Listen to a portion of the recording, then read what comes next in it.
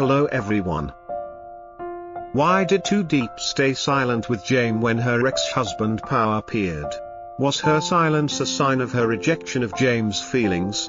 Or was she afraid that her past did not deserve Jame's respect? Because she loved Jame, she wanted to give up everything to make her lover better? Or did Jame change, making her feel left behind? Let's continue this tragic love story. James stood in front of the old wooden gate of the countryside farm, a place he had visited countless times before. It once echoed with laughter, carried the scent of cooked meals, and offered the peace he longed for after all the storms he had endured. But today, his heart felt heavy.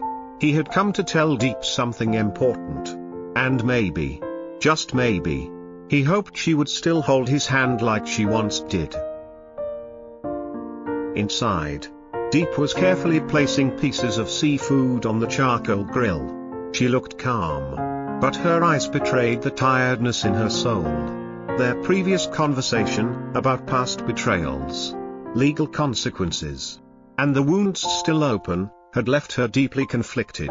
Her heart carried more pain than she could bear, and there were still too many words left unspoken between them. When James entered with his familiar smile and warm voice, she only nodded. They prepared dinner together, shared quiet moments by the fire, and danced around all the things they truly wanted to say. Then, when the night deepened and silence fell, James finally looked at her and asked, "If I said I wanted to stay, wanted to be with you, would you give me a chance?" Diep didn't turn to face him. She stared into the night, her voice soft and almost broken.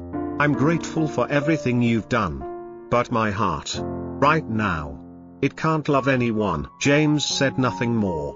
He smiled, a quiet, sad kind of smile, because he understood. The next morning, just as James was preparing to leave, a man arrived at the gate. He was tall, slightly stooped, with graying hair and eyes filled with regret.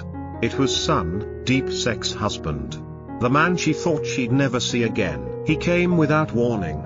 His voice was low, filled with sorrow. He told her he had heard she was ill, heard she lived alone, and he felt ashamed, useless. He didn't come to beg for forgiveness, or to ask for another chance. He came only to say, "I'm sorry." For the first time in years, Diep heard that from him, the man who once shattered her trust in love. But Diep wasn't angry anymore. She had survived those days. She told him she had forgiven him. But there was no turning back. Son nodded, silent, and walked away, quietly, just like how he had appeared from afar. James had seen it all. He didn't ask any questions. But when he looked at her, there was a sadness in his eyes that needed no words. That evening, James left a letter on the table. In it, he wrote that he understood her reasons for pushing him away, and he respected her choice. He wrote that if one day her heart found peace again, and if he was still around, he would come back and knock on her door once more. Diep read the letter on the front porch, gazing into the vast green fields. She didn't cry. She only felt something lift from her shoulders. Life, she realized, doesn't always need a perfect ending to be complete.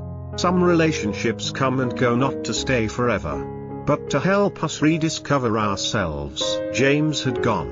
Her ex-husband had left too. What remained was Diep, a woman who no longer needed love to heal, who chose to face the pain, to forgive, and then, to move forward, alone.